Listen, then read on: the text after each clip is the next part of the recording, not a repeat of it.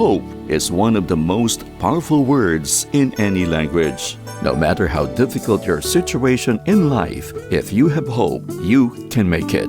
But in a country or situation like ours where life is getting more difficult, where can we find real hope? Stay with us and find the answer on A Word of Hope with Bishop David Sobrepeña.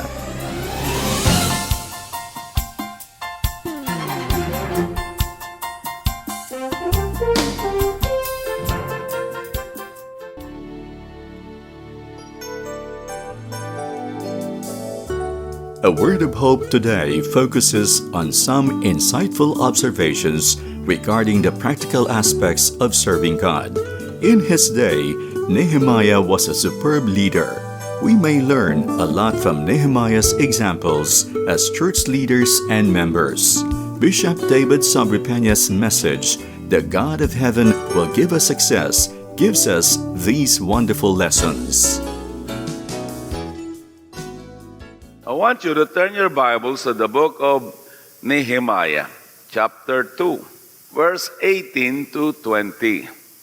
Ganito pong sinasabi, "And I told them of the hand of my God which had been good upon me, and also of the king's words that he had spoken to me. So they said, 'Let us arise up and build.' Then they set their hands to this good work. But when Sanballat the Horonite, Tobiah the Ammonite official, and Geshem the Arab heard of it, they laughed at us and despised us, and said, 'What is this thing that you are doing? Will you rebel against the king?' So I answered to them and said to them, 'The God of heaven himself will prosper us.'" Sabi mo, the God of heaven himself will prosper us. Now, sa NIV, ganito po. "And I answered them by saying, the God of heaven will give us success." Sabi mo, the God of heaven will give us success. And we, his servants, will start rebuilding.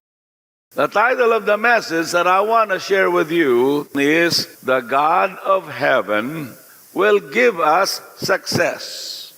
Ilan sa inyo gusto nyong magkaroon ng tagumpay sa buhay? In the King James, it says, "The God of Heaven will prosper us." You see, when you have success, you will have prosperity. When you have the God kind of prosperity, you will have success. So, they are used in this passage interchangeably. Nais ng Panginoon na ikaw ay magkaroon ng tagumpay. Nais ng Panginoon na umunlad ang iyong buhay. So yan po ang ating tatalakayin. And by the way, this is a two-part series. Nehemiah was a great leader in his time. He was one of the great leaders in the Bible. That's why merong bahagi ng Biblia na ang title ng book na yun ay Nehemiah, that bears his name because of his great leadership under God. At meron po tayong mapupulot ngayon mula sa experience ni Nehemiah. As church leaders and members, we can learn some great principles and lessons through his examples. Number 1, ano ba ang nangyari kay Nehemiah? What motivated him? What challenged him? Kasi our lives, every time that you want to have success and for your life to prosper, you are met with challenges. Ang buhay na walang challenge ay buhay na walang room for improvements. Kung gusto mo talaga, kung ang buhay mo ay gusto mo lang na panatag lang, okay lang lahat, walang problema, walang challenge yon. That's boring. And so, with Nehemiah, he was facing great challenges. At ano ang nag-challenge sa kanya? There are 5 in this series. So number 1, Nehemiah was challenged by a need. But in our message, he was challenged by the need. Ano po yung need na yon? Basahin po natin ang background ng istorya. Makikita natin sa Nehemiah chapter 1. At magsisimula po tayo dito po sa verse 2. That Hanani, one of my brethren, came with men from Judah. And I asked them concerning the Jews who had escaped, who had survived the captivity, and concerning Jerusalem. And they said to me, the survivors who are left from the captivity in the province are there in great distress and reproach. The wall of Jerusalem is also broken down, and its gates are burned with fire. So it was, verse 4, when I heard these words that I sat down and wept and mourned for many days. Hindi lamang siya umiyak, hindi lamang siya nanangis o mourned ng isang araw, but sabi, for many days, I was fasting and praying before the God of heaven. So, ito pong si Nehemiah, he heard the sad news about his country. At dahil sa masamang balita, nakita niya yung need. And so Nehemiah responded to the great need. That's what challenged him. After all, itong si Nehemiah, isa siyang slave. He was captured. He was brought into that kingdom as a slave. Hindi po siya OFW na may sweldo. He was a slave in that Persian Empire. So, kung nais natin na gamitin tayo ng Diyos, nais natin na magkaroon tayo ng prosperity and success in our life, we need to use the needs that we see to challenge us to do something. So there are so many needs around us in our country. So many needs in our city, in our nation, needs of many people around us. But let me tell you, temporary lamang yon. Amen? Sapagkat si God, ibinigay niya ang aming pangangailangan. But there are times that you are challenged by the need around you in order to drive you to pray. It's what Nehemiah did. So let me give you a simple principle or formula for success. I learned this many years ago. If you want to be successful in life, here it is.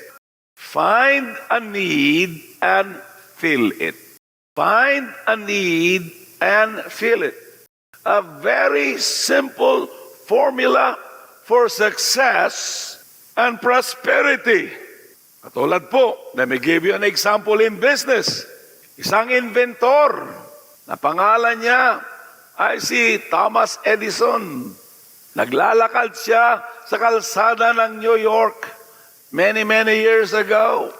Ang ilaw noon sa mga kalye ay yung bang manually na pinaiilaw.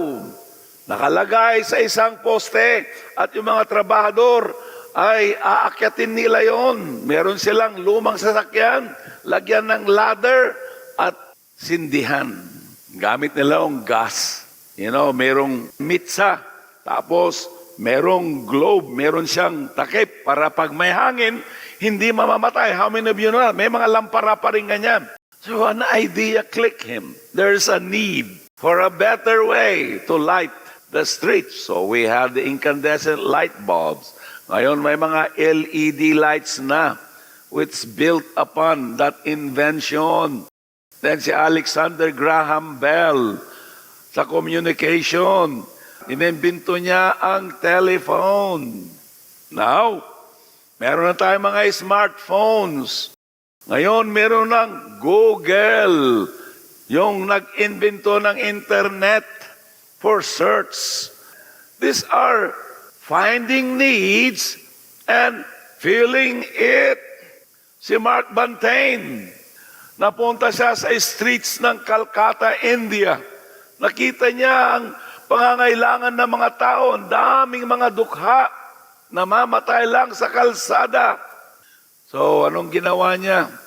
Nagpatayo siya ng hospital, then isang church, at paaralan, at ang daming mga tao ang naligtas, libo-libo. In fact, I dare say he has touched the lives of at least 1 million or millions of people before the Lord took him home to heaven. Why? He saw a need and began to fill it. If you want success, even in business, find a product, ask the Lord to give you wisdom, idea, na maaari mong gawin yan, at pag nagawa mo yan, at sapagkat alam mo na pangangailangan, He will give you success. Now we're talking about the work of God. There are so many needs around us. And by the way, when you become involved in the work of the kingdom of God and to glorify the Lord will bless you even more. And while you are serving the Lord, and as you pray that God will bless your business, that God will bless your work, God will drop ideas in your mind and in your heart to make you, to help you become successful and to prosper you. Ito po yung prinsipyo ng Matthew chapter 6 verse 33. You know, karamihan sa mga tao, they live Matthew 6:33 in the reverse. Instead of seeking first the kingdom of God and His righteousness, and all these things shall be added unto you, they seek these things first and hope the kingdom of God will be added unto them. Wrong. Kaya yung mga walang panahon na mag-serve kay God, they can be fine successful. They will make money. But inside their hearts, they are not fulfilled. They are not happy. And then, worse yet, they forfeit their soul. So, sa mga churches na ginagamit ng Panginoon, those churches are busy filling the needs of people. Because people are needy. There are many people today who are miserable in life. People who are hopeless. People who are hurting inside. They go through the motion of being alive, but they are dead inside because they do not have Jesus in their heart. When we were celebrating our anniversary, I was really thanking God because I have read in some books ng church history and church growth. Sabi nila, ang average survival ng church kapag nag-umpisa ka ng church ay kung napagtagumpayan mo ang 10 years. Maraming mga fellowship noon na nag-umpisa, di ba? Wala na sila. 10 years. Pero kung napagtagumpayan mo ang 10 years, sabi nila, ang isang milestone na napakahirap na lagpasan at magkaroon pa ng vitality ang church na ay 25, a quarter of a century. Marami daw na mga churches that was started 25 years ago, they are no longer in existence. And I look around, there are those around us na wala na sila. But thank God, we are still here. So ano ang difference daw? Paano natin ma-maintain ang vibrancy ng isang iglesia, ang vibrancy ng isang church fellowship in order for it to grow beyond 25 years? The secret is having a vision for lost people, finding needs and filling them. That's what we've been doing. At mga church volunteers, mga leaders that are motivated. Amen? Pangalawa, na challenge na hinarap ni Nehemiah. He was challenged by a burden. Nehemiah carried a burden to help his people. Meron siyang pasanin na kanyang dinadala sa kanyang puso. Kung kaya't ito pong si Nehemiah, umiyak siya sa Diyos. Narinig niya yung pangyayari sa kanyang inang bayan at yung mga taong naroon na naghihirap. To be successful in the ministry and in the work of God's kingdom, you must carry a burden in order that God will use you. Hindi lamang yung, the opposite of having a burden is apathy or apathetic. Yung tipo na, at naririnig mo ito, madalas, sa ating surround, na wala akong paki dyan. Hayaan mo na yan. That's apathetic. That's not having a burden. Na wala ng burden na maligtas ang tatay, ang nanay. Kung ang tatay at nanay nyo ay hindi pa born again, mga kapatid ninyo, mga anak, mga pinsan, mga relatives, bahala sila. Problema na nila yan. Well, you don't have a burden. Kung merong mga ministry challenges at panawagan, mag-volunteer kayo, magpagamit kayo sa Panginoon. Oh, busy ako sa trabaho. Marami akong ginagawa. Wala akong extra time. Kaya lang, may extra time na palagi nasa Facebook, palagi nasa group chat, palaging nanonood sa bahay. Pero sa gawain, wala akong time. So yung mga taong nasasabi, wala akong time, hindi ako naniniwala na wala kang time to serve the Lord. It just means that you are apathetic. It just means that you do not have a burden. Wala kang pasanin. See, if you look at Nehemiah, the need of his people moved Nehemiah. It moved him to tears. It moved him to pray and supplicate before God.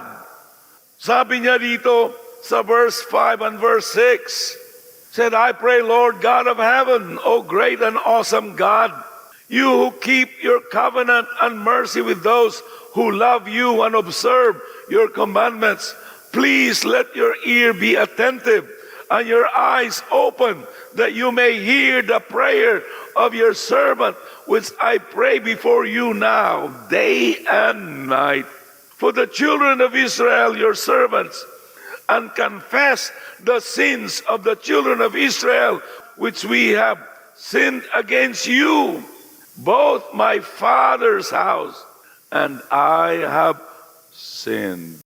So he prayed to God. Nagsumamo siya sa Panginoon. He prayed the prayer of confession for the sins of his people, and he petitioned God to move in their behalf. One of the things that you need to have in order to be successful, to succeed, and to prosper in the work of the kingdom of God is that never lose the burden or the sense of responsibility, and to be responsive to the needs around us. God help me that I will not lose the sense of responsibility and the burden. And I pray that many of you, yung ating mga pastor will not lose this burden. Kung minsan, dumarating yan. In fact, sabi po ng mga pollster, yung kumukuha ng survey sa buong mundo, lalong-lalo na doon sa Amerika, sabi po ni George Barna, 25 daw to 30% ng mga pastors ay umalis na sa ministry dahil nawala na sila ng gana. Mga 2,500 ang umaalis sa ministry every month because they lose the burden. But let me tell you today, hallelujah, kami po mga pastor ninyo, we still have that burden burning in our hearts. Ang pasanin sa paglilingkod sa Panginoon. Can you say amen? The sense of responsibility, and that you also, as people of God, you must still have that sense of responsibility and to be responsive to the needs around us so that God will give you success. Pangatlo, dito magwawakas ang part 1. Ito pong si Nehemiah, he was challenged by the desire for success. Challenged by the desire for success. Sabi po niya sa verse 11, give your servant success today. Meron siyang matinding pagnanasa. Napaunla rin siya ng Panginoon. Napagtagumpayan siya ng Panginoon. Magkaroon siya ng tagumpay. How many of you want to have success in your life? How many of you want prosperity in your life? They go hand in hand. Now we are talking about God's kind, biblical kind of success and prosperity. Not the world's view of prosperity. Kasi the world's view of prosperity and success ay nakakasalalay lamang sa pera at mga ari-arian. Of course, God wants to bless you with money. God wants to bless you with things. But it has to be with God's favor upon your life. Ang prayer po ni Nehemiah sa verse 11, Lord, let your ear be attentive to the prayer of this your servant and to the prayer of your servants who delight in revering your name. Give your servant success today by granting him favor in the presence of this man. Sa King James, let your servant prosper this day, I pray, and grant him mercy in the sight of this man. Now later on, we will read that he was talking about the king, King Artaxerxes. Ito pong si Nehemiah was overwhelmed by the failures of his people and leaders. The reason why Judah, Israel was placed under captivity because of the failures of God's people to abide in God's laws. So hinayaan ng Diyos as a form of their punishment that sila ay makapture and be transported to another land away from their homeland. But you know, there are many failures around us. So, you and I, in the area of our responsibility, must desire for success. Here's an important requirement for success. You must ardently desire to be a success in what you are doing. Yun ang maaari mong makontrol, yung area na yun. The area of your responsibility is what you are doing in your job, in your business, sa pag-supply ng pangangailangan ng iyong pamilya. And you must ardently desire to be a success in what you are doing. What is your job today? What is the business you have today? What kind of business do you plan to be in? Well, you need to ardently desire to be a success. And success begins by having God's favor in your life. Because the granting of favor comes from God. If you are a Christian, And here is a principle. When God's favor is working on you, I call it the God factor. When you are building something that will meet people's need and a project that glorifies God, others will join in to help you complete it. So remember this. God has someone or some people somewhere who are able to help you fulfill what He wants you to build, what He wants you to do.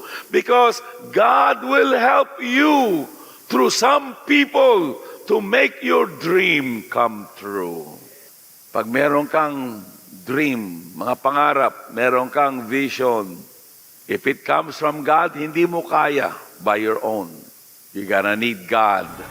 And God will use others in order to help you make this project, make your dream come true.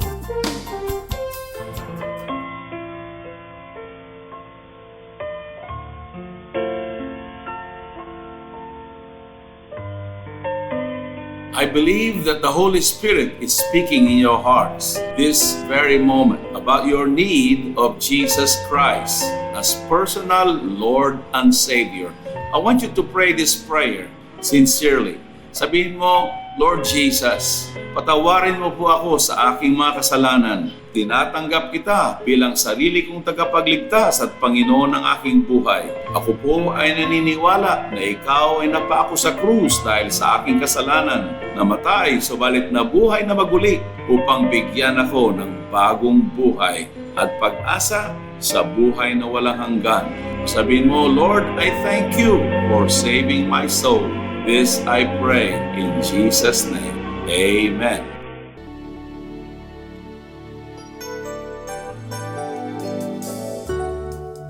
If you prayed that prayer, we believed you got born again. Please let us know by texting 0999-955-4211. That's 0999-955-4211. Or follow us on Facebook. You may also visit our website www.wordofhope.ph. That's www.wordofhope.ph.